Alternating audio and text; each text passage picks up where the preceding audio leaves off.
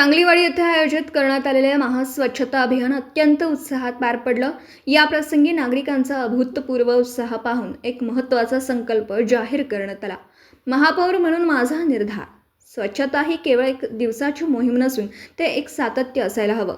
म्हणूनच आत्तापासून दर 15 दिवसांनी प्रत्येक प्रभागात मी स्वतः उपस्थित राहून स्वच्छता मोहीम राबवणार आहे.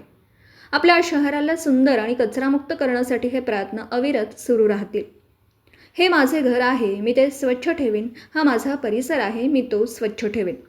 या मोहिमेत माननीय श्री सत्यम गांधी आयुक्त, सांगली मिरज कुपवाड महानगरपालिका, माननीय श्री मंगेश चव्हाण, विरोधी पक्षनेता, प्रभाग 13चे नगरसेवक माननीय श्री अभिजित कोळी, नगरसेविका माननीय सौ अश्विनी कदम, नगरसेविका माननीय सौ दीपाली पाटील तसेच महापालिका प्रशासन, सर्व कार्यकर्ते आणि जागरूक नागरिक उपस्थित होते. स्वच्छ सांगली, सुंदर सांगली.